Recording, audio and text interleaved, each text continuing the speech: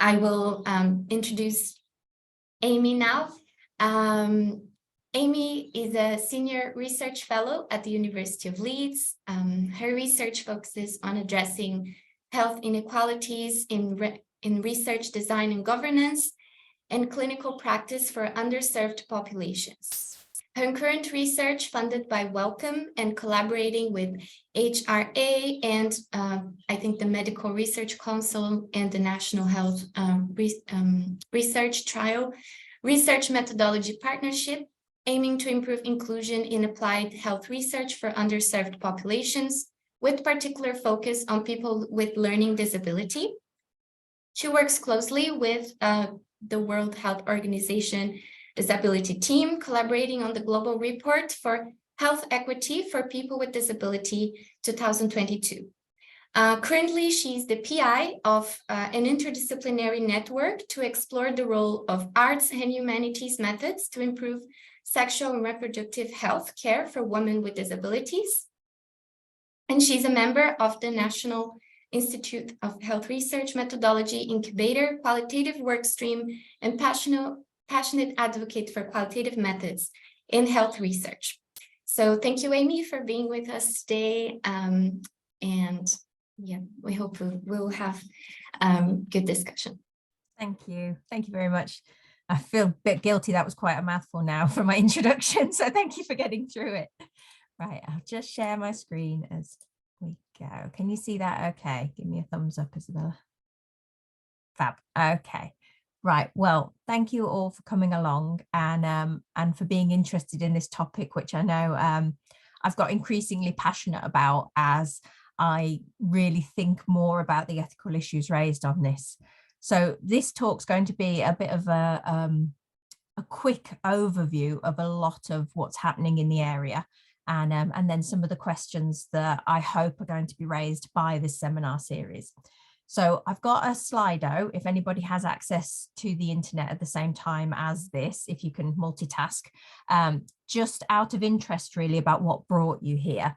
So if you can go to slido.com with the code 9844838, and the link is in the chat if you want to go directly there. If you can't do it, don't worry, this is just out of my interest and I'll explain more as we go.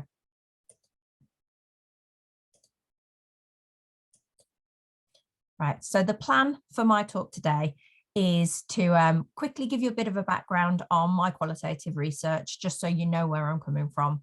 Have a look at the current debate. I recently gave a talk on this topic in a different setting, and there were quite a few questions which highlighted a few misunderstandings. So we'll go through those. Then I'll give a really brief tour of the current academic engagement. I will be making my slides available later, so don't feel you have to get anything written down. And as Isabella and Colin said, this recording is going to be made available as well. And then we're going to try and unpack some of the concepts in this debate. So the idea of vulnerability and what that means in this discussion, and some of the ethical considerations, and then some of what that means for us as qualitative researchers. And I'm making an assumption that most of the people here are qualitative researchers. So if you don't feel that includes you, please just roll with me as we go. So this is a quick overview of my background and the types of research I've done, the populations I've worked with, the settings I've been in, and these are the methods that I've used. So you can see it's a bit of a mixture of ethnographies, interview studies. Then I made a bit of a leap into a randomized control trial, which was a bit of a step for me, but quite interesting. And I've really worked with multiple different populations, but often it's been in healthcare settings, and my focus has begun to be more about people with learning disabilities. And I also outline this to state the vast variety of epistemic foundations and methodological approaches that the phrase qualitative research actually includes, because we're not talking about one thing. And I think that's quite important when we talk about what do we do about qualitative data sharing. We mean so many different things. And so I'll delve into that a little bit, but there's a lot in there. And I'm sure you all have examples from your work about types of data or types of approaches that might be different to what I'm talking about here. I should also say that I don't self-identify as having a disability or an experience of human trafficking. And that means that I haven't worked with a population who I self-identify as part of. And I think that's very different to a lot of qualitative researchers who work with people who share experiences with them. And I think that is a further aspect to think about in this discussion. So one I wanted to flag now, because I might not be the best person to give insight on that. So as Isabella said, I'm based in a School of Medicine. And so although my background was in gender studies and religious studies, I'm now based in a health setting. And there are a lot of perceptions held both about universities and about health research that are linked to perceptions maybe of the NHS or whoever the healthcare provider is in a certain country. And so when I approach people about research, I know that anything I do and say comes with that kind of baggage about those institutions. And right now I've just put in a quote from I think it was the King's Fund, and there's the Nuffield Trust and the King's Fund, that overall satisfaction with the NHS has fallen to an all-time low since they started collecting data. There really is a lot of problems with how people feel about health providers in this country. And yet a lot of the time I'm approaching people through those health providers. So, you know, are you going to trust me if I come representing an organisation you're not very happy with? Equally, I've got a wonderful Daily Star headline there about woke university boffins. And I think we've got, you know, as we all know, an issue about expertise and academics, certainly in the UK. That means a lot of people don't necessarily feel connected to research or connected to universities. And so that comes in the frame of who do we trust? Who do we trust with our information and our data? And are universities and somebody that represents the NHS somebody that you would trust normally? So that raises a bit of a background question for me. And also, I wanted to state that my current work is about capacity, consent and autonomy in health research for people with a learning disability. And that's because of this kind of general move to greater inclusivity in health research. But we look at how people give consent and what consent means to them, especially with people with a learning disability. And it's already a really tricky topic that we're unpicking.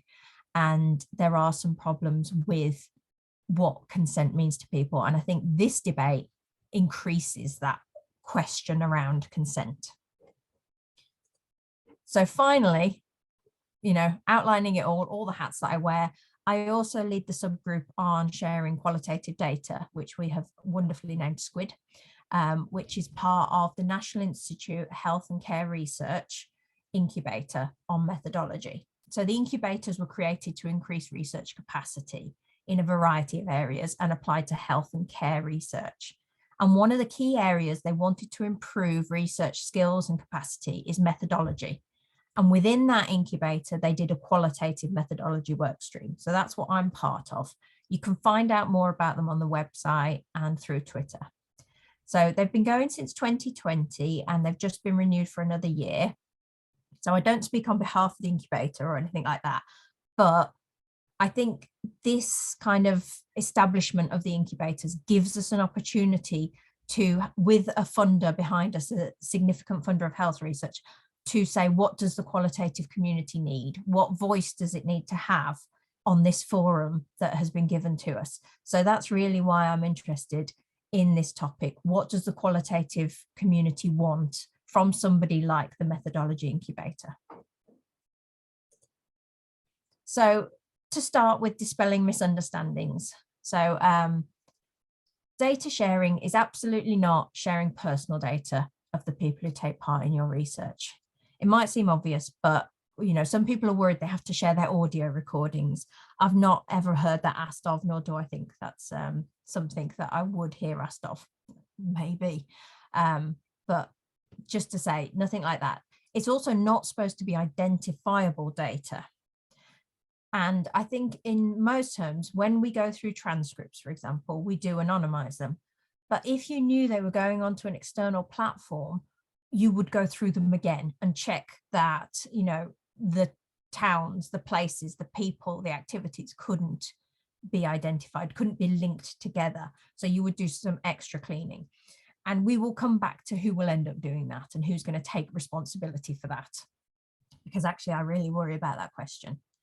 I also get asked a lot, if the transcripts are not in English, are they going to be translated if they're going to be shared? And who's going to check the interpretation if it's true to context? And who will pay for that process, because it's extra time for that request? And I don't have an answer for that one, and it's an interesting one to me. So thirdly, no one is saying that you have to share every interview transcript, every fieldwork note, every diary, every doodle made at a workshop. It's not all or nothing. There is nuance in this debate, and I would never want anyone to think that this is a really rigid top down, you must share everything, because it's not. Also, it's not putting everything on a website for anyone to see, regardless of if they're in research or not. Data repositories, and I'll outline a couple, have different levels of requirement for who can access them. And some require a university login, and some require full ethical permission and a protocol before you can even look at the data. Equally, you're not just releasing your data into the wild, never to know what happens to it. You can attach a digital object identifier and you can track it. And also, it does require ethical permission. However, journals are kind of pushing back against people just saying, I can't share because I didn't get permission, because they're saying you should have thought about this in advance. So we're at a tricky point where a lot of us aren't getting that permission built in up front, but then when we try and publish, we're told we can't. So that's another issue that we need to look at. So this is one person in a debate that went on Twitter about open data sharing, who said they ended up making a statement. They'd had a big disagreement with a journal about open access, and they said the data set analysed in the current study is not publicly available or available on reasonable request because the participants explicitly consented to only have their data shared with the immediate research team. And that journal accepted that statement, but others I've heard will not accept that. So people are working around it. So one researcher I spoke to off record said that they had to make a statement saying, we'll make the data available on reasonable request to the authors. And they had no intention of doing that. They didn't have permission to do that, but the journal wouldn't let them publish without it. So then you get in this weird, ridiculous thing where we're all pretending to conform, but not actually conforming and just crossing our fingers that nobody's going to find out. And that is just, it's not a fit for purpose system. So one of my colleagues in Squid is the Journal of Health Psychology, one of the editors there. And so she basically wrote me this slide to say, open data is here to stay and we need to find a way to work with it. You've got to consider your journal and their policy. That's the first thing to do before you get into this sticky situation. Most journals have a data sharing policy, they make that available, and they want accompanied relevant raw data. However, often they have a kind of sub-statement for qualitative. And I know there's a lot on this slide, but it says, given that this is a qualitative project, full transcripts do not have to be shared. However, if you're able to share evidence of data coding with all examples and instances of data or quotes for each theme of analysis, that's good. The standard data sharing statement can still be used as this represents the raw data. So coding and what you coded to create those themes could count as raw data. So again, they're not asking for everything. They do actually have a special edition on data sharing in health psychology, and the link's in there if anybody is interested in the topic and wants to contribute to that debate through the publication. So this is the bit where if you thought that was a whistle-stop tour, this is going to get even faster. So there's so much in this debate, I think, and this only represents some of the research that's been done. So there's been a great deal of research on this topic, and there's arguments for and against, as you can imagine, and unpicking the concepts behind data sharing. So in this article, Prosser and colleagues conducted a content analysis of journal policies for open data in social psychology.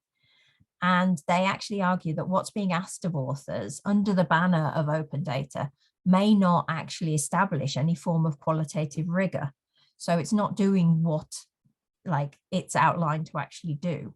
Plus, they actually think it's introducing more ethical challenges which fall to researchers, and it's placing qualitative researchers at a disadvantage in peer review processes and in getting published.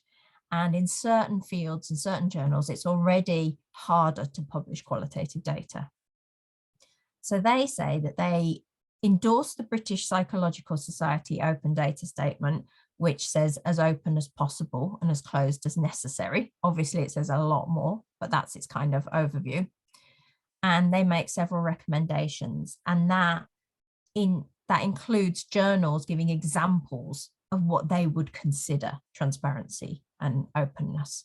So being clear, it's not this all or nothing. They also want editors to consider a quality of engagement with the question of open data. And if the person can justify why they're not doing it, rather than I didn't get permission, but because of risk, because of consent issues, because of the needs of their participants, then they can evaluate that instead of just saying, this is our policy, you need to do it. And then they also want more flexibility on word counts and supplementary materials. And I think that's really important, because then authors can give a comprehensive explanation of their research, which then means greater transparency about methods, and it would support us all to understand what methods people are using. And they also want researchers, reviewers and editors to better understand open data, because they feel there is a training need there. So in this article, Madeleine Pownall from Leeds questions what actually we mean by replication. Are we talking about direct replication or conceptual replication? And she questions how meaningful the terms of this debate are when placed in the context of qualitative research.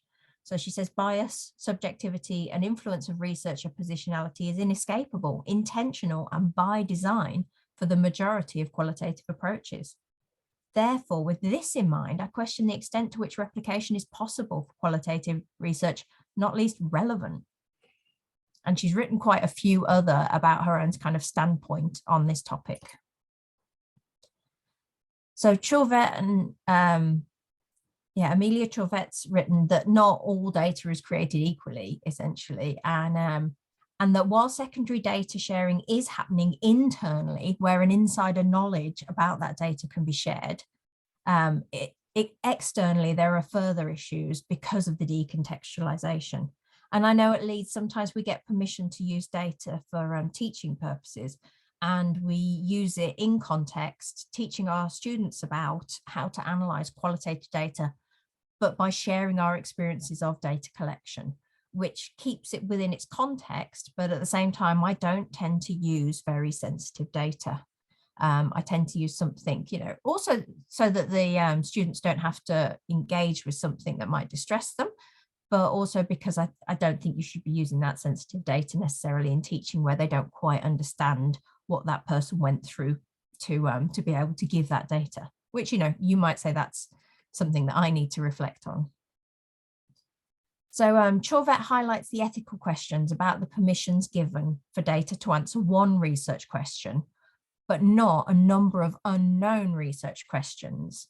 And so she says participants volunteer to share their experiences for one specific research question, and reuse of these data for different research questions will infringe on the conditions under which consent was obtained. And, for example, I might give consent to speak about health inequalities research in universities, but then somebody might take that data and analyze how white feminists are affecting health inequalities research. And would I want to be labeled in that way? And would I want that research question answered with my data? And maybe somebody would come along with an even more controversial hypothesis that I would never want to be associated with. And have I given consent for that? So I think that's a really important point about the meaning of consent and future use. So this is a slightly older article, which was about revisiting data. So Morza and colleagues explored the experience of returning to a data set, and they found themselves less intellectually engaged, less emotionally attached to the data. And the researchers were unable to fully recapture the context from their previous research. Answers to the questions they were coming to the second time round could not be found because the questions posed in the first round of interviews didn't enable them to answer their second set, even though the topic was the same. And they concluded that the data was bounded by conditions and contexts under which they are collected. So Catherine Tamminen and her colleagues, they work with elite athletes whose stories are quite recognizable, quite well known in the media and very identifiable. And so they've been working on this topic of open data and what to do in that context. We recently did a talk with the UCL Qualitative Health Research Network, and that's available online now. I think it's on their YouTube channel. So please do have a look at that if you want to know what she outlines. So her publication tries to give researchers a kind of guide to the things they need to think about when they want to do the sharing of qualitative data. And then there are some current research projects going on at the moment. So Catherine Horton's just finished the QualShare project, which was looking at qualitative data in clinical trials, which is obviously a slightly different context, very medicalized. And there's a link to the upcoming seminar in these slides and to the article they've just published. And she concluded that there are ethical concerns in relation to consent. And they've got the people in their study had concerns about data sharing, but also generally were positive about it. So including in those concerns, they were worried about where you would put the data. Are you just dumping it, or is it going to be useful? And they were also worried about people going shopping in the data. They felt it was a little bit voyeuristic of people just picking and choosing. They also had some ethical considerations about when people gave consent and how consent was taken. And a few people said this is an extra hurdle in ethical permission. And I've been sitting on ethics committees for the last 18 months observing their discussions. And although I haven't gone back and analysed my field notes for this particular topic, it's been in my mind for that time. And I haven't seen them discuss this. So it could be my terrible memory, but it could also be that it's not on their radar as something extra to look for, or it's just seen as an incremental change to consent for research. And they're really looking at the ethics of how you're asking consent. And they're not seeing this change as anything problematic, which is quite interesting. So I will be doing a bit more looking back at that, but it's not something I've seen discussed. Now, one of the questions I get asked all the time is, do people change what they say when they know that they've given consent for further open data sharing? And that is something I haven't found an article of. So if anybody knows of any research on that, please do let me know. So we've got multiple solutions. I mean, I'm not going to go into everywhere that you could put data, but there's a few studies that I know quite well. So there's Rebecca Barnes's 1 in a Million archive of primary care consultations, videos, transcripts, and links to medical records to some degree, but those medical records have had elements removed from them. And there's an independent panel that you need to seek approval for, and then you can look at the recordings, which is quite interesting. And as somebody who has tried really hard to observe medical appointments, and you have to get through the practice and then consent the patients, and there's loads of levels of gatekeeping, this could be an amazing resource. But obviously it's kind of fascinating that people gave permission to have their medical consultations recorded. And then there's also Fiona Stevenson's team leading QDAPS, which has just been funded, and it aims to evaluate a secure and centralized hub for preserving, searching, analyzing, and reusing qualitative health data. So they're going to create this and then they're going to evaluate it. So that's in the pipeline as well. There's also the Fostering Cultures of Open Qualitative Research project in Sheffield, run by Itzel and Matthew, and they're exploring the epistemic approaches to qualitative research, and if those approaches influence the way a researcher feels or their beliefs and actions around their data sharing. So their questionnaire on this topic is still open, and I'm going to pop it in the chat after I finish talking. So there is this article which I wanted to draw attention to, because one of the key concerns I've touched on is informed consent. So Alicia van der Voos found participants that were speaking about abortion experiences were quite happy for their data to be shared in an open data setting. But when they were kind of questioned and probed on what that meant to them, a substantial number of participants showed a limited understanding of the concept of data sharing, which then made them raise concerns that actually you cannot take the kind of agreement of some people to mean a full understanding. And is it their right to not know and be happy not to know? Or actually, do we have an obligation to help them understand? So that was the fast tour through a few of the innovations and what's going on at the moment. So then we've got this idea of vulnerability in this seminar series, and we really need to unpack it because it is not a neutral term. We need to know how it's operating in this context. So for me, my work is on ethical review in health research. So my framing of vulnerability comes from a problematic history of exploitative research and the responding protectionism of ethical review. So Phoebe Frozen and colleagues have recently published a paper on that kind of, what's the word, not a dichotomy, but the kind of tension between those two aspects. And they unpack ideas of vulnerability within that. So Samia Hurst argues that vulnerability involves an identifiably increased likelihood of incurring additional greater wrong. So that could be the way we're kind of thinking about this. Philip Nicol goes for consent-based forms where autonomy is compromised during your consent giving, or fairness forms of vulnerability where you're more likely to take on the burden of research without compensation. Carl Coleman talks about a taxonomy of vulnerability built within consent, risk and justice, and examining those three concepts as separate and how vulnerability operates in each.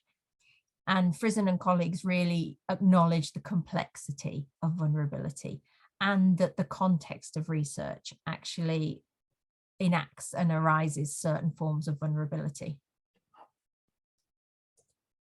So looking at vulnerability slightly differently, I want to bring us to some health data about COVID-19 and the deaths of people with a learning disability compared to the general population. And we found during that time that people with a learning disability were dying 3.6 times the rate of the general population.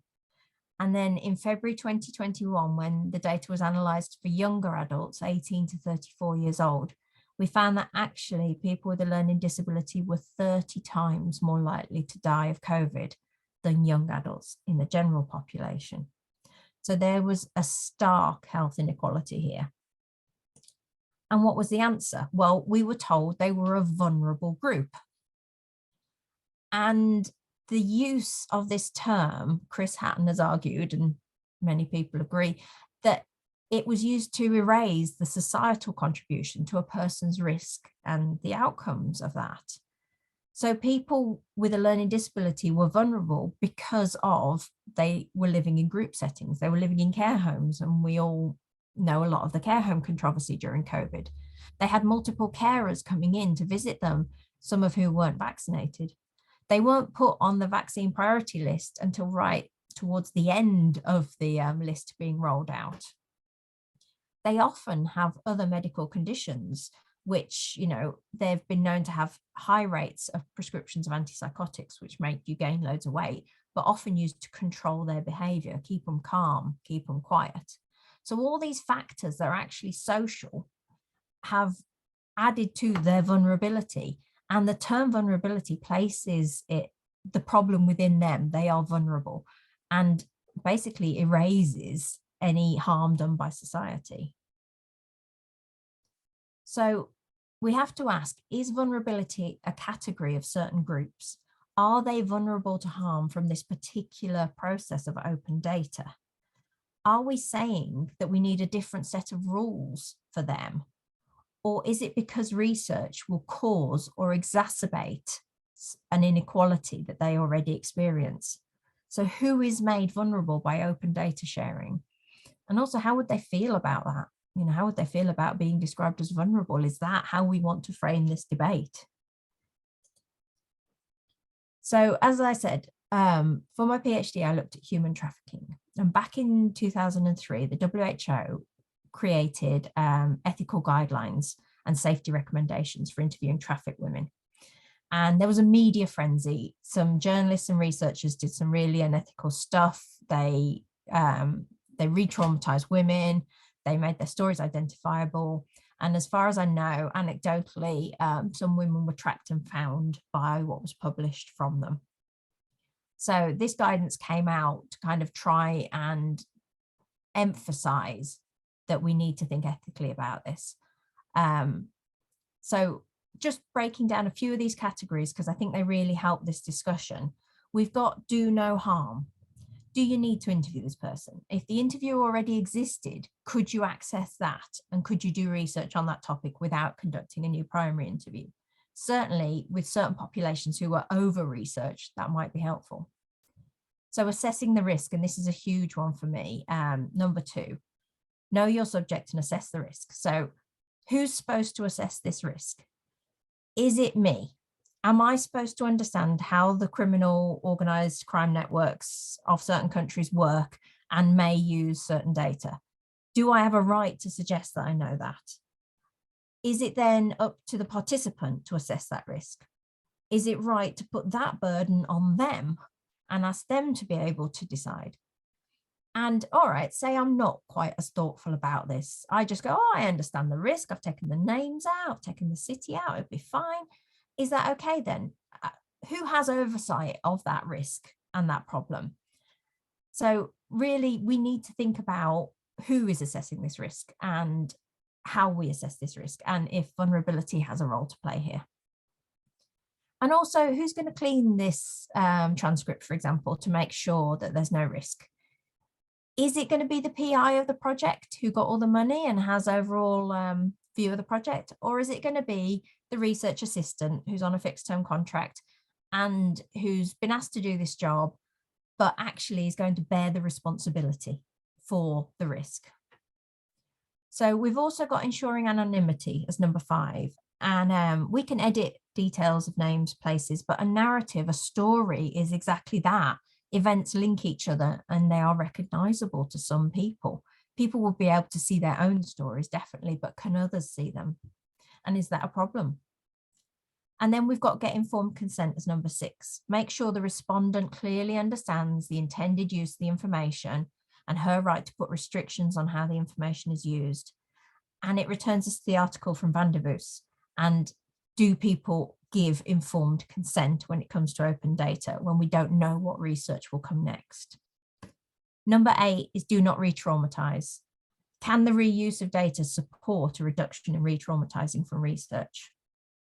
Because not all research is done terribly well, and some topics are inherently distressing and it is upsetting, but some people find it very cathartic to go through that process. And it doesn't mean that we shouldn't research those things. But in some contexts, like for educational purposes or for somebody learning research methods, is it better to use secondary data?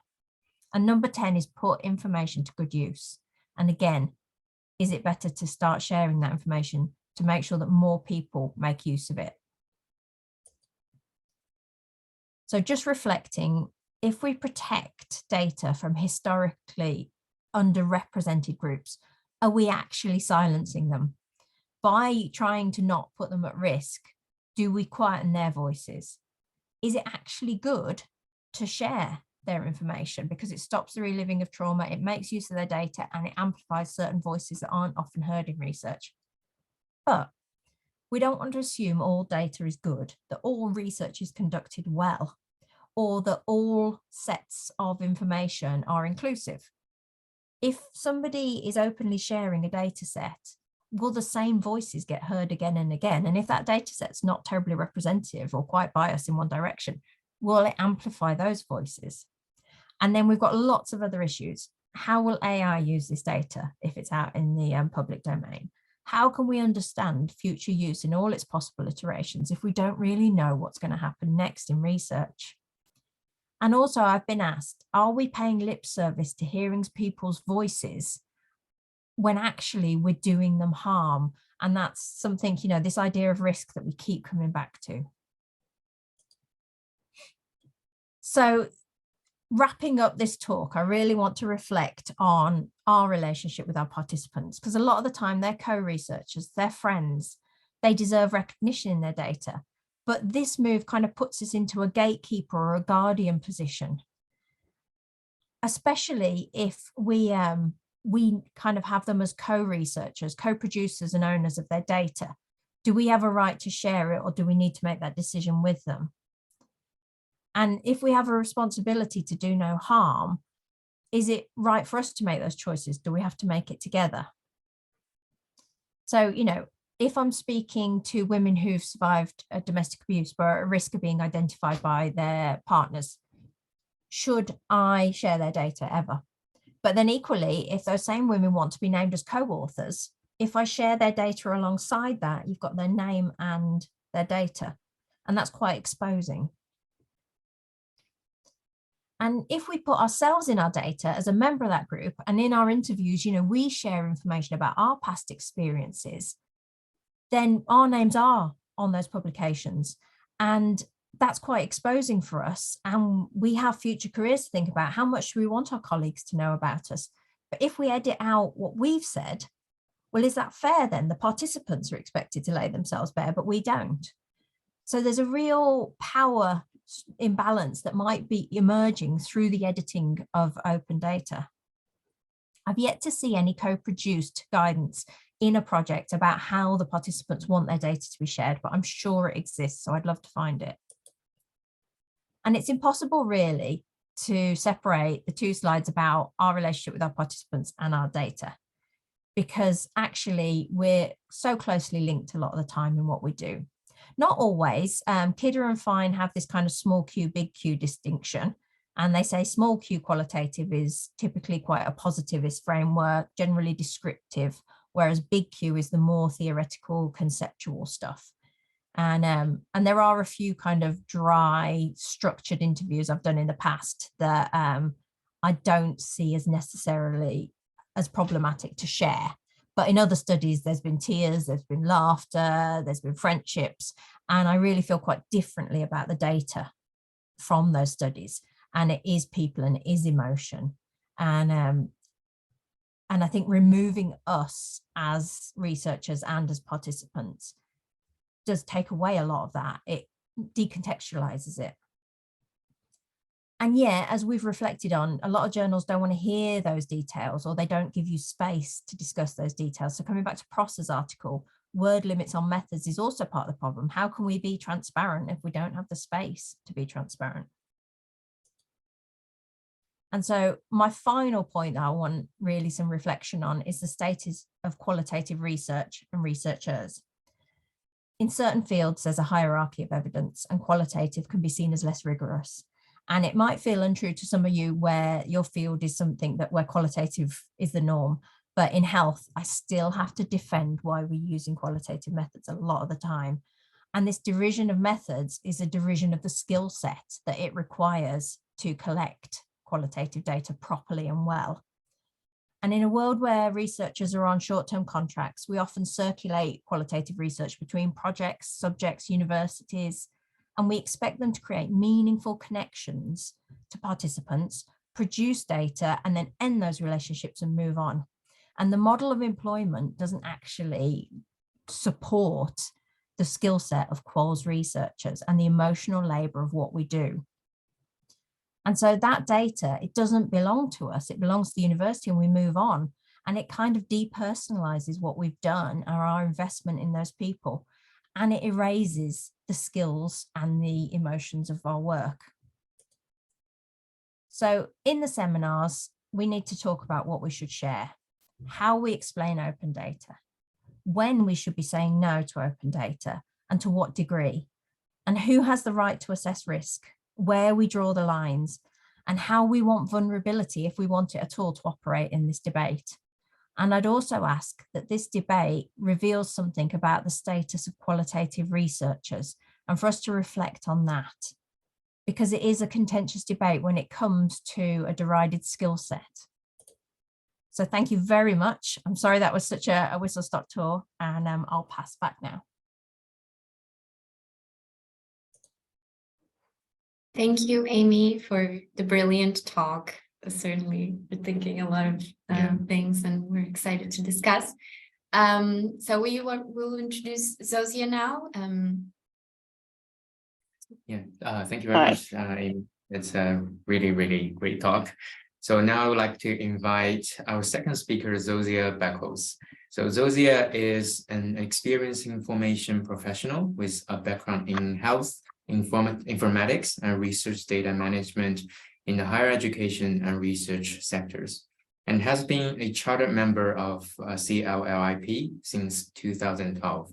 She's currently part of library research support at the University of Bristol, where she provides training and support to academics in research metrics and sensitive research data management, and leads the dataset disclosure risk assessment service, which facilitates safe publication of sensitive data.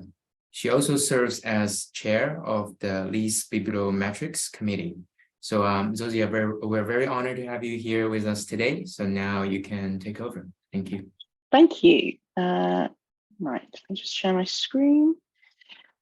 Can you guys see the title slide? Brilliant, thank you. Okay, so so I'm Zosha Beckles, Research and Information Analyst here at the University of Bristol.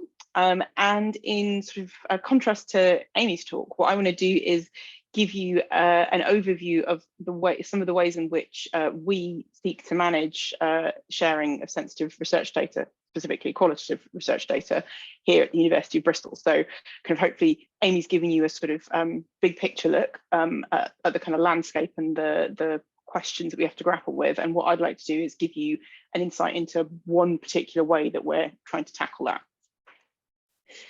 Okay, so just kind of take a step back again for a moment and look at the broader research data policy landscape. So at the top left there, we've got the UKRI Principles on Research Data, which states public research data are a public good and they should be made openly available with as few restrictions as possible.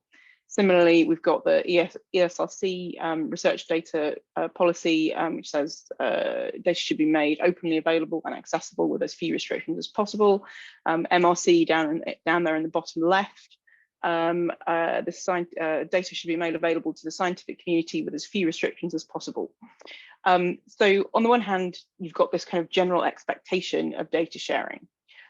But it should be noted that in all of these, you've also got this idea of responsibility. So for the UKRI, data should be made available in a timely and responsible manner. For ESRC, data sharing should happen in a responsible manner that meets a high ethical standard and doesn't violate privacy. And for MRC, again, data must be shared in a timely and responsible manner. So there's already this acknowledgement of the need to balance the opportunity of data sharing against the potential harms to participants. And that is also reflected in most journal data policies as well. And the University of Bristol data policy down there on the bottom right kind of tries to incorporate that same tension and those same concepts. So here we've got good data management enables research data to be securely stored, shared where appropriate. So again, there's that acknowledgement of need for an assessment of whether or not sharing is the right step. It's not just a blanket expectation the data will be shared. So that's the kind of general kind of policy background that we're existing in. And next, I want to look at some of the specific risks and issues that our researchers are coming up against with regards to qualitative data in particular. So, for example, with images, video, audio, that sort of data, one of the things that can be particularly problematic is the presence of metadata in these files. So, for example, if you have an image, does it have a date stamp? Does it have geotagging? And does that therefore tie the person in that photo, say, to a specific date, time, and location, which can be disclosive, even if you've not included information on that person's name or whatever? Those bits of information, along with their kind of visual identity, could be enough to identify them. The other thing to be aware about, particularly if you're doing any kind of capture of data in a public space, is the information that on third parties that's being captured. So in the background of videos, or for example, in interviews, you may be aware of the information on the specific participant, and be able to remove a lot of that through redaction. But what about other people that they're talking about? Are there other individuals that could be identified through the content of your data? Also, indirect identifiers. So, and this kind of links through to my previous point that even if you remove the names, references to places, organisations, and so on, there can still be enough additional information in the narrative, as Amy was saying, of an interview, a focus group, whatever, to render those participants quite identifiable. And so you need to be aware of that before making any decisions on data sharing. And then lastly, this concept of data linkage. So you may be able to control what's in one data set with great precision, but what about other data sets that are potentially related? Either if you're releasing sort of a series of data sets over with the same people over a long time, or perhaps they've participated in other studies, or they have their information is present in the world in other forms, and can that be linked back to your data set and used to identify those participants? That's a very difficult thing to assess, but the risk is pretty much always there. So those are the sorts of risks that we are trying to help researchers to deal with and to manage. So I just want to, before I kind of talk about how we do that at Bristol specifically, I thought I'd give a quick sort of background to the Research Data Service, so you can kind of see the sorts of support that we've offered over the years. So we were set up in 2014, initially just as a kind of advisory service providing support for researchers on data management planning and that sort of thing. And then in 2015, the data.bris research data repository was launched, which enabled researchers to publish data sets. And that was also the same year that our research data policy was approved by Senate, so the one that I quoted in the earlier slide. So that's been in force since 2015. In 2016, we had our first data set published on data.bris, which was open access. Initially, all data sets there were open access. But in 2017, we started offering controlled access options. So this is a way of publishing just a metadata record, and so that it offers a means to share data that is too sensitive to be made publicly available, but could be available on request. And yeah, so we now have a system to allow researchers to do that. And then we kind of extended that in 2019 by launching this dataset disclosure risk assessment service, which provides additional support to researchers with sensitive data sets who want to use our restricted or controlled access data publication service, by providing a framework and a set of checks, additional checks that we do on data sets to help researchers understand what the risks might be in that data set and to mitigate and manage them appropriately. But more on that later. So,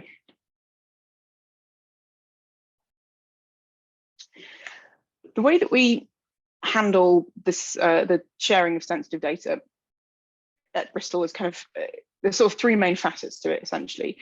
Firstly, this idea of consent, as Amy was talking about, and making sure that the consent is, that participants understand as much as possible what is the intention to share the data, and that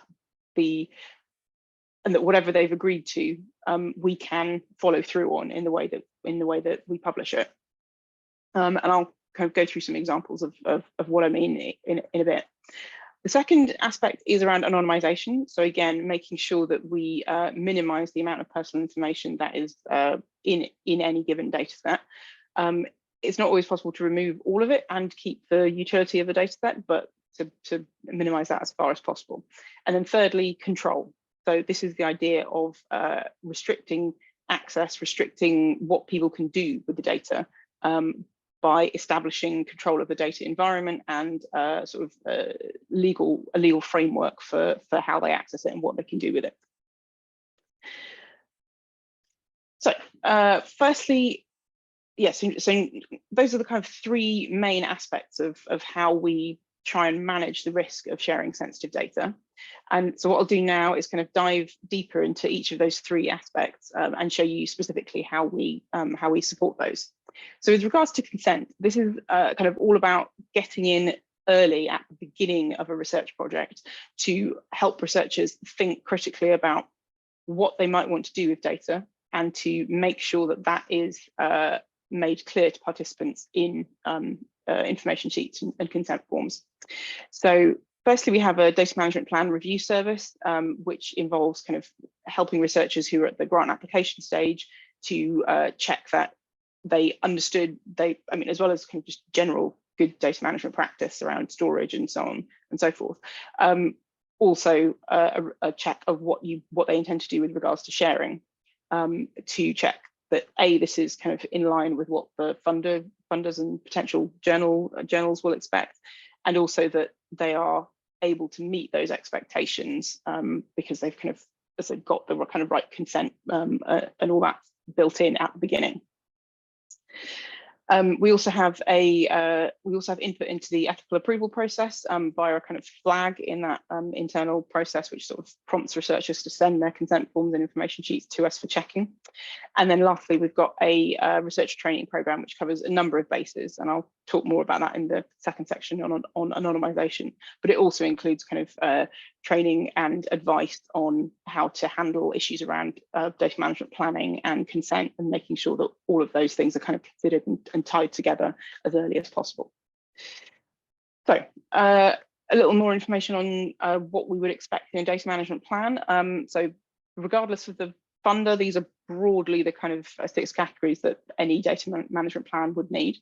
And the one that is key from the point of view of managing data sharing is obviously sharing, but also responsibility and resources. So this is kind of, as well as establishing what you want to do with the data after the end of the project, how you're going to share it, where and whether or not access restrictions are required, making sure that that researchers are aware of the sort of time cost, resource cost for doing that, because particularly for qualitative data, that can be a very, very, very big time burden. And so it's that making sure that that is accounted for. There's staff time, you've got the right software, and so on and so forth.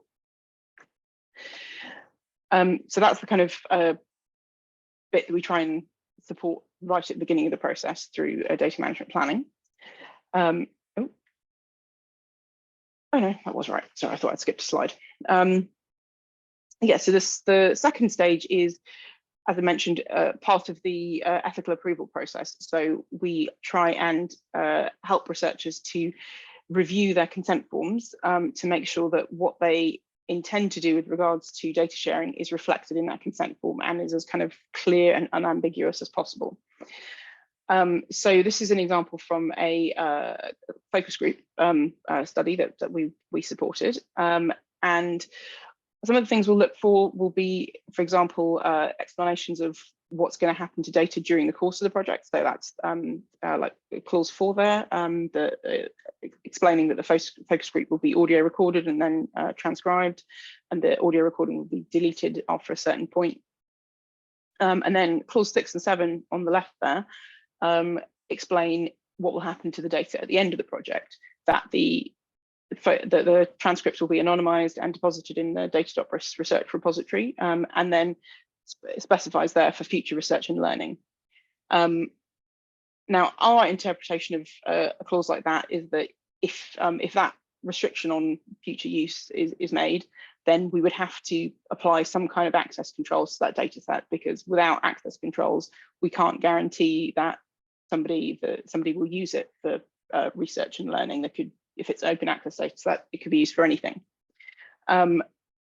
If the researcher had wanted to make it an open access data set, then we would have recommended something along the lines of the consent form on the right, sorry, which specifies that it's going to be an open access data set, and then has another clause which explains a bit more about what that means. So that the anonymized transcripts may be used for purposes unrelated to the original project, and whether the acceptability of that is really, it's kind of up to the researchers, and we can kind of discuss the implications of making things open and the potential risks to participants and so on and so forth with them. But it's important to do it at this stage so that they can tease out what the issues are and make a decision, and that so that it will, all of the kind of I's are dotted and T's are crossed before we even get to the point of writing a manuscript and submitting it to a journal and then suddenly realizing that you need to share data.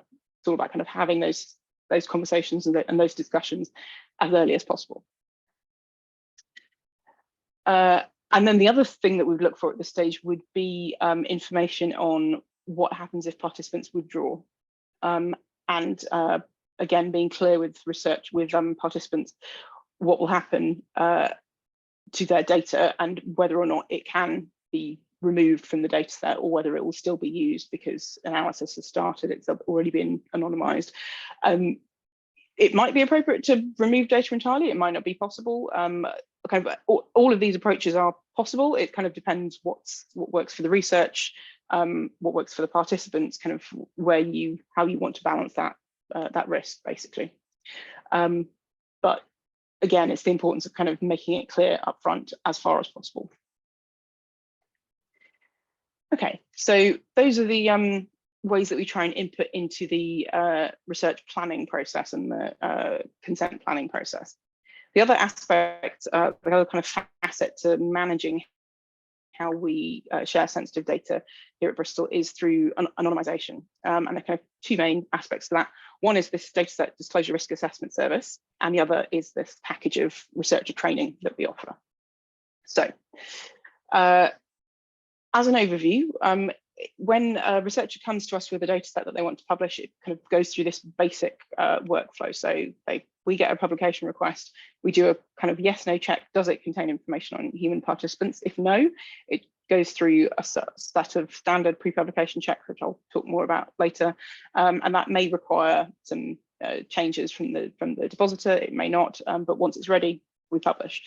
If it does contain information on human participants, then it gets an extra level of disclosure risk assessment, which is where we would look in depth at the data to see where the risks are and what we can do to mitigate those. So a bit more on that. Basically, the pre-publication checks are a set of fairly top-level checks just to make sure that all our data sets have a kind of basic level of coherence, I suppose. Seems a bit harsh to call it that, but they have a sort of standard level of metadata. They have a README file with a list of the contents, and the contents of the data set match that file inventory. There's information on units of measurement and data variables. Any third-party data has appropriate licenses, all this kind of stuff. For data sets that have information on human participants, we would also look for a copy of the consent form and information sheet, and we would also check that the data access level that they've selected is appropriate both to the contents of the data set and the terms of the consent. So those are kind of the standard checks. For data sets that have human participants, we would also do this additional level of disclosure risk assessment. So this is where I take a deep dive into the data and look at the key variables and the data environment for additional disclosive information that could put participants at risk. Look for direct identifiers in the data sets, and for quantitative data sets, I'll also do an assessment of disclosure risk via various statistical measures. I'm going to talk mostly about the first two in that list because they're the ones that are going to be most relevant for qualitative data. So, in terms of the data environment, and I kind of touched on this when I was talking about the risks inherent in qualitative data. It's things like looking for other sources of information on the people who've participated in the study, and that could be, for example, from a protocol if that's been published somewhere or pre-registered. It could be in the accompanying paper or manuscript. It could be in other related data sets, particularly if multiple sweeps on the same set of individuals. And the types of information that could be gleaned from there are, for example, information on where participants were recruited from, which might not be present in the data set, but could be in the protocol, for example, or the paper. And that could, together with the information in the data set, give you enough to identify people. Could be information on the sample population and how that relates to the more general population, because again, that will tell you like how common or not this particular set of individuals is. Whether there's additional variables in other data sets that you may only have a small number of variables in this data set, but when you add in information from another data set, suddenly you have a much fuller picture of an individual. And again, data linkage, so linking out to other data sets. Which is not to say that you can't publish information, data that could potentially identify people.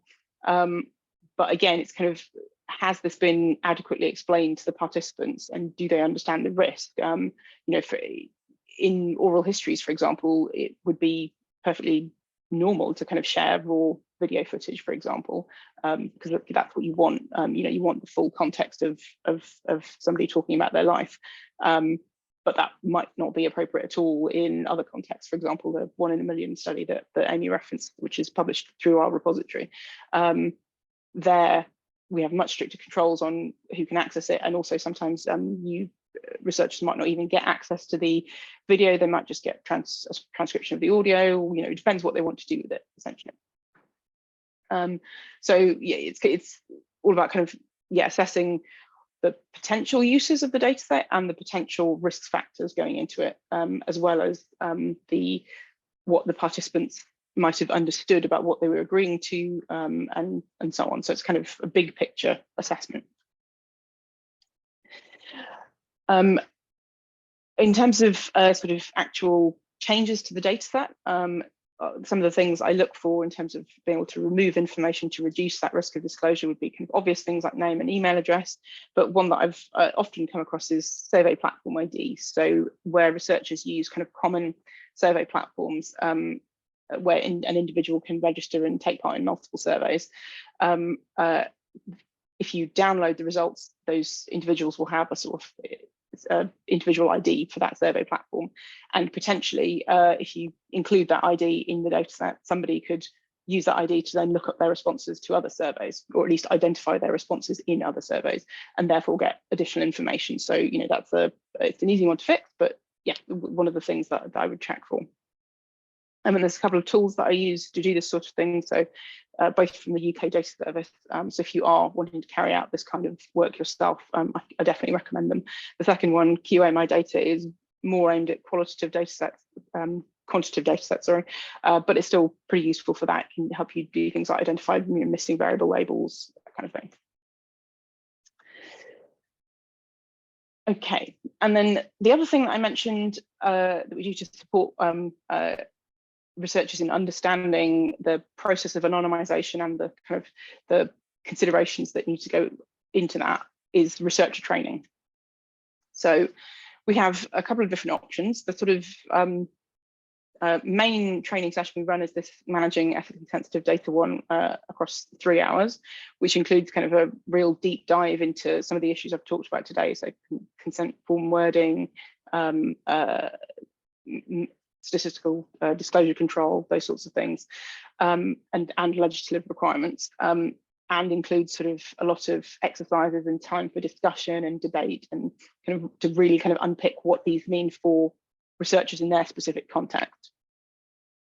But that is a fairly big commitment. So we also run shorter workshops, 1 hour workshops, to kind of just give an overview of specific issues. So the sensitive data essentials one gives a kind of overview of general considerations around sharing sensitive data, and kind of signposts to the tools, the support services that are available across the university.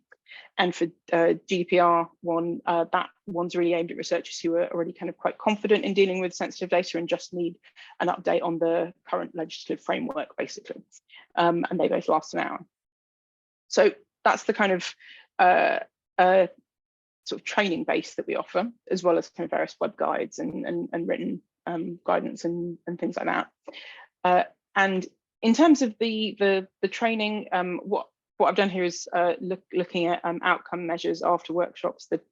Both the 3 hour and the 1 hour data workshop are grouped together under managing ethically sensitive research data, and the GDPR one is the one on the right. And thankfully, as we would have expected, you can see that confidence after the event is generally higher than confidence before the event, which is what we'd like to see. And that's confidence in sensitive data issues. And you can also see that the change in confidence is a bit higher in GDPR workshops. That could just be an artifact of the numbers, because these response rates are quite small. But it could also be that it was a newer topic and that people therefore had less confidence to begin with. But as you can see, all the changes are positive. So yeah, I think it's an indication that we are getting this kind of wider understanding and kind of better bedding in of understanding of the issues around sensitive data and awareness of what people need to keep their mind on when planning a project that deals with sensitive data. Okay, so the last thing that I wanted to talk about in terms of kind of the way that Bristol approaches this issue of sharing sensitive data is around control.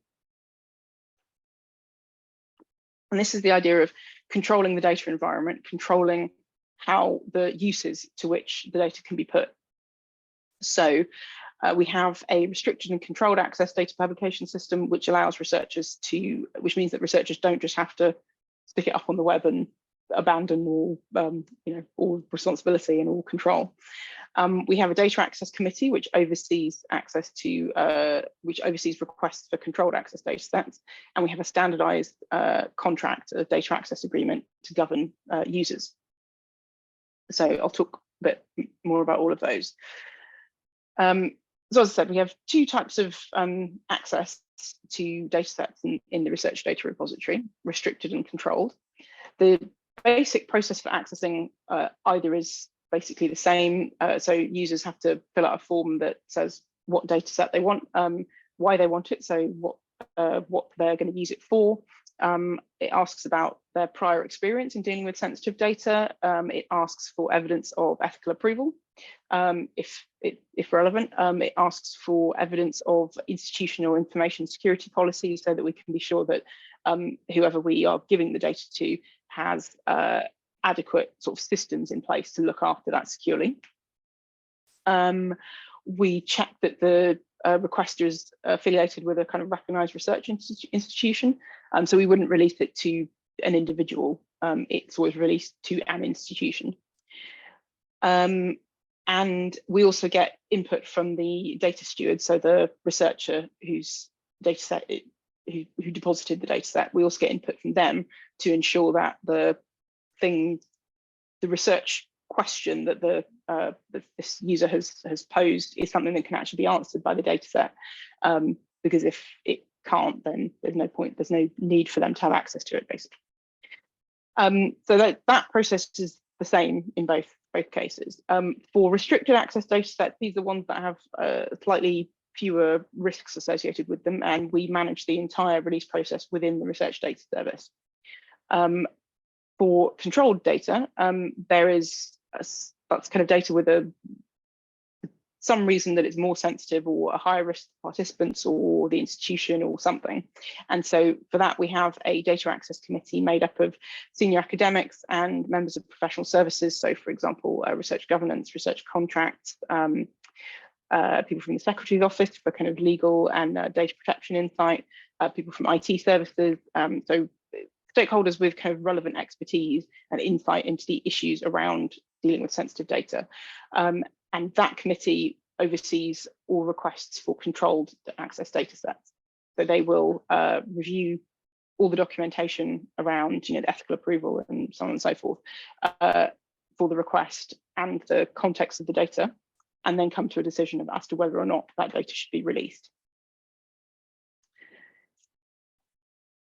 And we also, as I mentioned, have a data access agreement. So this is a kind of standard legal document that has to be signed before any data will be released. And it sets out certain restrictions on what users can and can't do with the data. So for example, with clause 13 there on confidentiality, it says that any users cannot infringe the rights of any data subjects present in the data set. In terms of license restrictions, they can only use the data for the authorized use, which is the the thing that they said they were going to do in the application. So they can't have the data set for one study and then use it for another, for example. They have to store it securely and make sure that only the intended recipients, so only the members of that study team, have access to it. All this kind of thing. So as a legal document, it enables us to have a bit more control and a bit more and more assurance that the uses to which the purposes for which the data is going to be used are in line with what the participants originally agreed to, and kind of what the university thinks as an institution is appropriate. So, for example, this is one advantage of having a data access committee, because if, for example, we had people who had, I don't know, say people who'd consented to be part of a medical study for one purpose, and then somebody requested to use it on, I don't know, for something that was perhaps at odds with the kind of at odds with the reasons why people would participate in a study, we could say no at that point, and we'd have kind of the authority and the distance from the requester to be able to make that decision and make it stick. And it's not all down to the individual researcher to weigh all of these different kind of competing priorities and have to make that decision and say no to perhaps some very senior, very influential researchers in other fields, for example. And just as a kind of example of some of the things, some of the ways in which we have published data sets. So this one, not actually qualitative data, it's survey data, but I thought it might be of interest here because it's a survey of social media use and mental health outcomes in adolescents, so a potentially vulnerable population, certainly one that generally want to take more care is the wrong word, but one where there are additional considerations around consent over and above the kind of standard ones that you would want to take if you were just working with adults. And it does contain information on mental health, so that would be sort of sensitive personal information in the GDPR framework for identifying information. So it's potentially a very just generally sensitive data set. It doesn't have any direct identifiers, but it does have some indirect ones, so things like gender and age, that kind of thing. And the thing that pushed it over into controlled release for us was that the consent for future data sharing was a little bit ambiguous. It was not quite clear that participants, and particularly given that they were children, had really fully understood the implications of what was going to be done with the data. But overall, the general risk of re-identification was low. So we thought publication was appropriate, but we decided controlled publication because then, as I said, you have the oversight from this group of experts who can kind of have a wide variety of insights into the risks around sharing data generally, and we'll also get the researcher to input onto the risks inherent in this data set specifically. So with all kind of that framework in mind, we thought controlled data publication was the way to go for this one. As another example, this one is a set of focus group and one-to-one interviews with participants at a healthcare facility.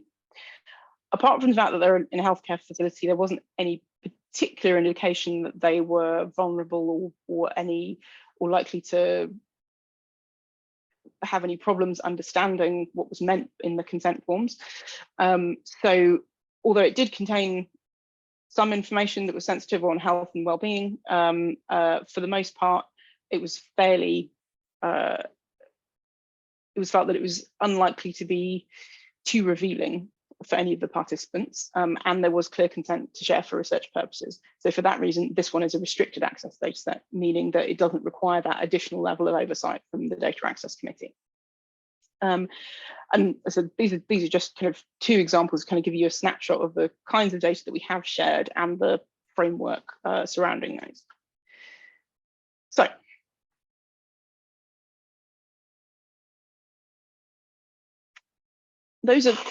that has hopefully given you a bit of insight into how we manage some of these issues here at Bristol. And what I want to do now is kind of wrap that up and kind of summarize, and then also pose perhaps one or two questions that we might want to think about over the course of the seminar and the other ones. So first of all, the main thing that we try and convey to researchers here is that it's all about the preparation. By starting thinking about data sharing early, it means that you will be in a much better position at the end of the study to do whatever it is that you've decided that you want to do.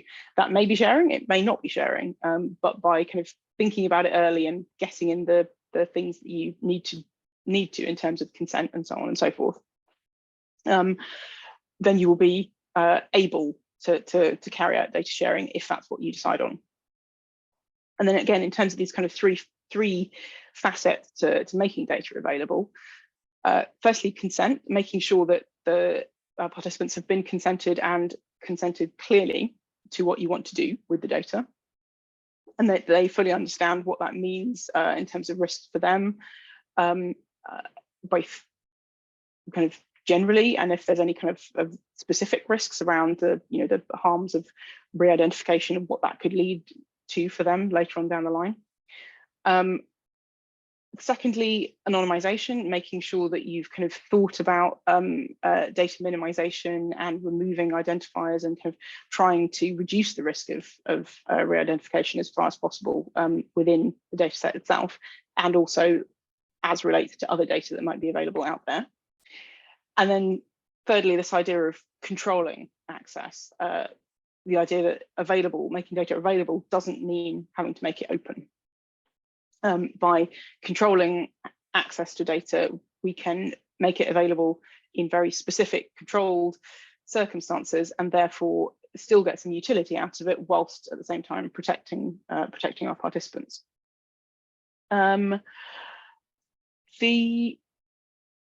So I think what I want to close with in this is this kind of idea of risk versus reward. And I don't mean just in terms of the risk to participants, although that is obviously kind of the primary concern, balancing that reward of having a data set out there that can be used for future research, and the kind of benefit to you as individual researchers in having that research output attached to your name on your CV and so on, the benefit to your discipline or to wider research, but also the balancing that against the risk to the participants in terms of breaches of privacy and harms that can arise from that, as well as Amy was saying, issues around re-traumatization and so on and so forth, but also balancing risk and reward in terms of your time, your resources as researchers, because it is entirely possible that if you kind of consider all of these elements and what would be required in order to get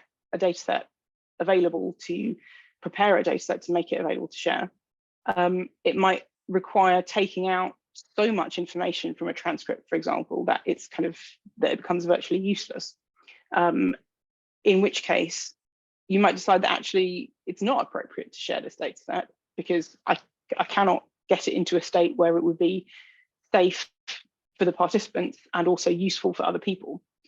And if you've kind of assessed that in advance and have come to that conclusion in a considered and deliberate fashion, then I think absolutely don't publish. And that is an acceptable conclusion to come to, but I think it has to be in the context of this broader consideration of all of the potential mitigations that you could put in place. So I guess my kind of questions for everybody would be kind of what do you see as what questions would you want to ask yourself in order to make that kind of assessment? And also, again, touching on some of the things that Amy said, how is it possible to make that assessment in a fully informed way, given the uncertainty about the future of research and particularly the future of machine learning and how that will affect what can be done with data that we make available, whether on a controlled or an open basis. So thank you. That I'm going to stop there and make sure that you've got plenty of time for Q&A. Thank you.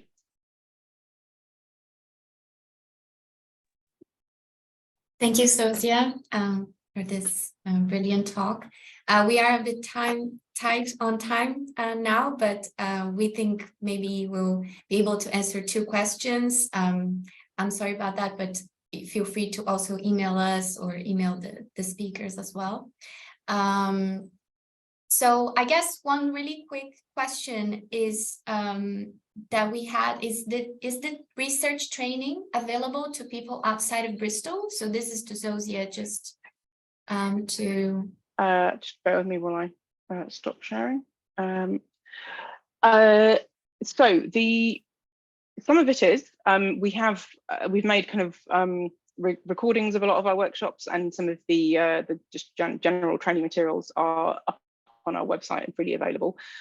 The access to the actual workshops themselves, like booking on them, is through our internal training system. So at the moment, they're not available, but we are looking to widen that out and possibly run some sessions which will be more widely available. So watch this space, I guess. Yeah, that's great. So I have a question to, I think it was at Amy's talk, how might context loss through anonymization, pseudo-anonymization be affected with qual data where the original researchers also don't know who the people are? For example, the online surveys that were initially anonymous. Yeah, I saw this one, and I think it is very different. I mean, as I said, qualitative means so many things, and not all qualitative data is equal in terms of the issues it raises. If somebody's done some free text in an online survey and we don't know the context in which they're answering that, I think the argument for decontextualization isn't very strong. I think it's more about when you listen back to, say, a focus group or something like that, where you've taken a long time and work to get to that point and you have an inherent understanding of people. That's when decontextualization really becomes a primary concern. I think actually, yeah, in this one where you don't know the people, I'm not sure it's something that needs to be raised, but I could be wrong. Other people might do more online surveys and feel differently. Yeah. Okay, I think another one is came up when Zosia is talking, so which is releasing the data to an institution opens up access far more than releasing it to an individual. Why proceed in this way? Sorry, can you repeat that? Oh yeah, releasing the data to an institution opens up access far more than releasing it to an individual. Why proceed in this way? Well, we do only release it to institutions, not individuals. I mean, I think the reason for that is because by releasing it to an institution, we can have some guarantees about the environment into which data is being released. So we can be sure that there's adequate information security policies, they have secure data storage facilities and so on. Whereas if we release it to individuals, it will be much harder to ensure that there was a kind of acceptable level of data security, essentially. Yeah, so it definitely has some problems because it obviously rules out, citizen scientists, community researchers, that kind of thing. So I can definitely see there are some problems with this approach, but kind of balancing the risks, this is where we've come down on at Bristol.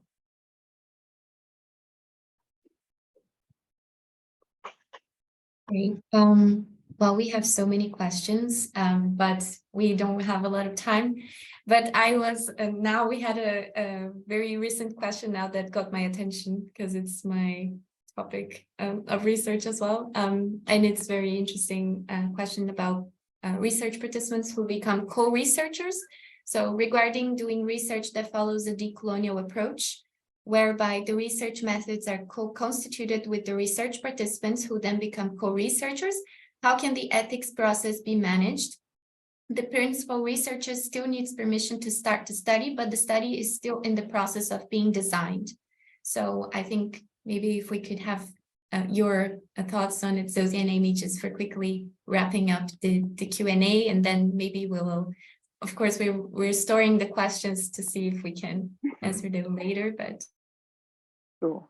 I'll go first. So yeah, this is a really interesting question. I'm not sure that we've got lay representatives on ethics committees. As one way to try and deal with that. Interestingly, if I can go off on a short tangent, I'm also trying to think about ways to approach that issue of inequality and underrepresentation from the data sharing side, because at the moment our data access committee has no representation for data subjects, and trying to think about ways that we could try and get that representation and make sure that their voices are heard at that stage as well as at the ethical approval stage. So yeah, I'm not sure we've got it cracked yet, but I think trying to get lay representation in some form or another is sort of the first step in that process. Amy. Yeah, I think this is a wider issue actually about the requirements of ethics, and how certainly I sit with the Health Research Authority, so NHS ethical clearance, and they want to see your structure of your interview schedule, for example, up front with the actual questions within it. And when you say, well, we're going to work with people to identify what's important to them, they're going to be co-designers of and they can't handle that. They want to see an amendment coming later with the actual questions. And part of that is because of the remit of their responsibility, but also there is an issue with kind of participatory co-designed projects that right now ethics doesn't fit that model. And you have to know it all in advance, which is obviously deeply problematic in many ways.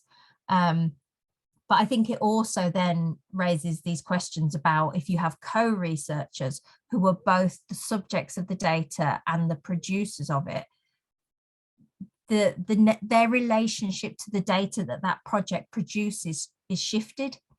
And so it's not, we've taken data from you, you are now done with, and we're going to put it in a repository.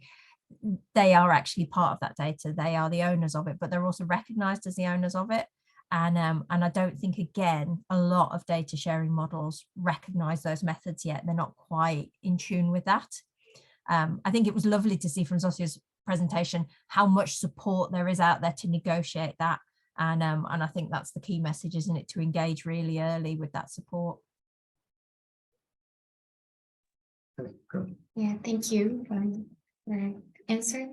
Well, Colin will share a slide here, our final slide, but we want to thank everybody for the discussion today. I'm sorry about the time constraint, but we don't want to take more time than we had said before. So, but we hope that was helpful and useful for you in your work. For us, definitely was a learning experience. We really appreciate Zosia and Amy for insightful talks and for collaborating with us. Yeah, so as I share a slide with all of you, before wrapping up this session, I just would like to ask you all to take, several minutes to fill out this feedback form for us, because we do appreciate your feedback, and we also want to see how we can improve our future sessions and events. So yeah, just be generous with your words, give us your reflections. Yeah, thank you very much for that. We will do our best to follow up with the questions, and also about the references and the slides and the recordings and everything that we talked about today. And tomorrow we'll have a session about doing open research with LGBT communities with Dr. Rosie Nelson and Dr. Ibtisam Ahmed as well. So it will be a great session. We're really excited for that. And in May, we'll have more sessions about considering open research when working with refugee and immigrant participants and with people living with disabilities. In June, we will have sessions on considering open research when working with people living with mental health issues and survivors of domestic violence. And soon we will be sending information on those sessions in case you would like to attend or share with your networks. And yeah, we just want to thank everybody for attending the session today, and we hope that was helpful, and we look forward to connecting with you all in other sessions and in further conversations. So if, yeah, that's it from our end. Have a lovely day. Yeah, thank you very much for attending.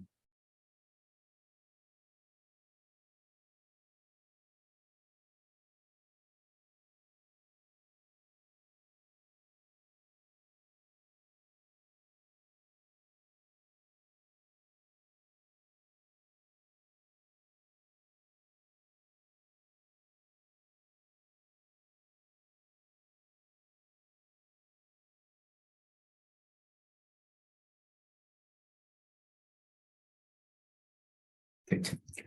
Hey, Amy, I'm gonna finish the webinar, but thank you. We'll talk later. No problem. I'm busy typing in the chat, but they're probably gone. All right. Thanks, guys. Yeah. Okay, thank you very much. Bye.